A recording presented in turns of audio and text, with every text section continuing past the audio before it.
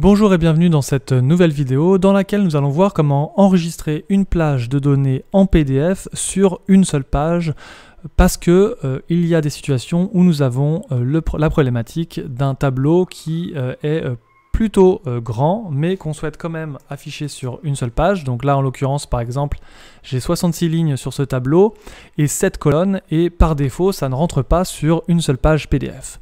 Alors pour ce faire, nous allons partir d'un code préexistant que j'ai pu montrer dans une autre vidéo par ailleurs pour enregistrer une plage de données en PDF qui utilise donc deux variables, une fichier et une feuille Excel avec trois autres variables qui nous permettent de déterminer bien entendu le nom du fichier et le lien dans lequel, du dossier dans lequel on veut enregistrer ce fichier PDF et bien entendu la zone PDF qui est donc as range, qui est donc la plage de données qu'on souhaite du coup enregistrer en PDF sur une seule page. Alors on identifie d'abord le fichier et l'onglet en fonction du fichier actif et de la première feuille du fichier.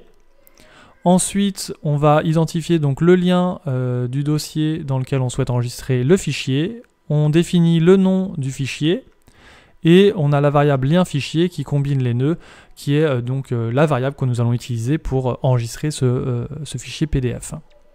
On va ensuite identifier la plage de données qu'on souhaite enregistrer, soit en fixe, soit en variable. Alors en fixe, on va tout simplement utiliser ici la cellule A4 et la cellule qui se trouve en ligne 70 et en colonne 7.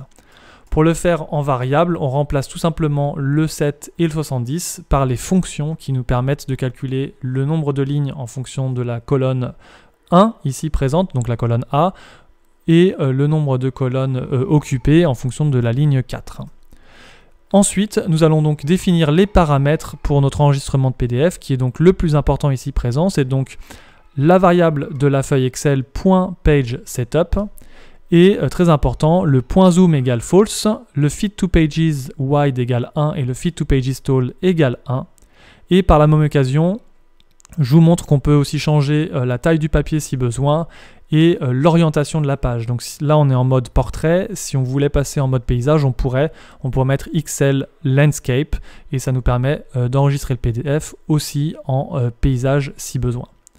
Ensuite on utilise la fonction avec la variable zonepdf.exportAsFixedFormat, type XLType PDF et filename qui est donc la variable lien fichier qui nous permet de déterminer le nom du fichier et le dossier dans lequel nous souhaitons l'enregistrer. Donc là quand je lance la macro, cela nous permet donc de générer le fichier PDF dans le dossier que nous avions identifié précédemment. Je vais donc ouvrir ce fichier et on peut donc effectivement constater qu'il y a donc les 7 colonnes et les 66 lignes sur une seule et même page au format PDF. Donc pour rappel, le plus important ici c'est donc avec la variable de l'onglet et le .pageSetup d'utiliser le .zoom égale false, le .fit to pages wide égale 1 et le .fit to pages tall égale 1 avec bien entendu la fonction exportAsFixedFormat pour le PDF. J'espère que cela vous aidera. N'hésitez pas à laisser vos questions en commentaire.